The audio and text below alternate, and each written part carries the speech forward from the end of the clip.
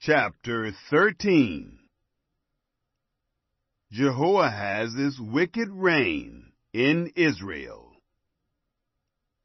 In the 23rd year of Joash, the son of Ahaziah, king of Judah, Jehoahaz, the son of Jehu, began to reign over Israel in Samaria for 17 years. He did that which was evil in Yahweh's sight, and followed the sins of Jeroboam, the son of Nebat, with which he made Israel to sin. He didn't depart from it.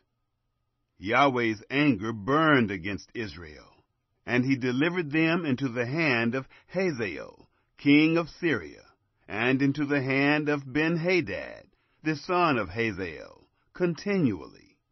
Jehoahaz begged Yahweh, and Yahweh listened to him. For he saw the oppression of Israel, how the king of Syria oppressed them. Yahweh gave Israel a savior, so that they went out from under the hand of the Syrians, and the children of Israel lived in their tents as before. Nevertheless, they didn't depart from the sins of the house of Jeroboam, with which he made Israel to sin, but walked in them. And the Asherah also remained in Samaria.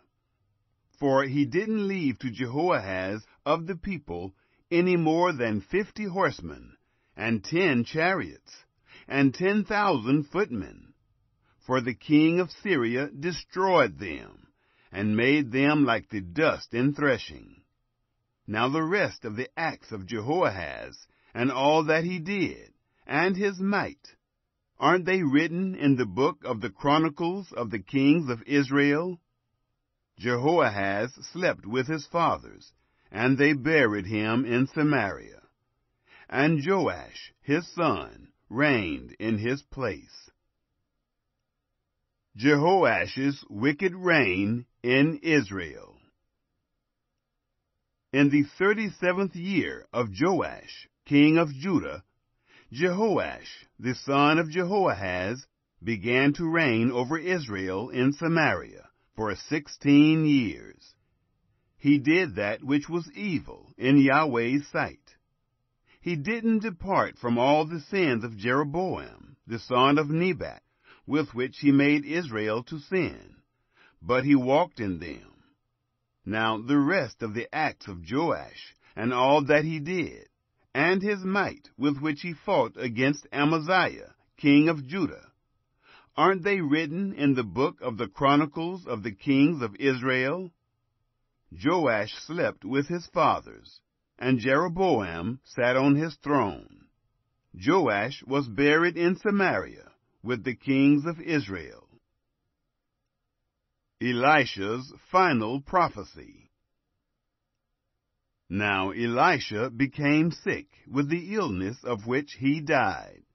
And Joash, the king of Israel, came down to him, and wept over him, and said, My father, the chariots of Israel and its horsemen. Elisha said to him, Take bow and arrows. And he took bow and arrows for himself. He said to the king of Israel, Put your hand on the bow. And he put his hand on it. Elisha laid his hands on the king's hands. He said, Open the window eastward. And he opened it. Then Elisha said, Shoot. And he shot. He said, Yahweh's arrow of victory, even the arrow of victory over Syria. For you will strike the Syrians in Aphek until you have consumed them. He said, Take the arrows. And he took them. He said to the king of Israel, Strike the ground. And he struck 3 times and stopped.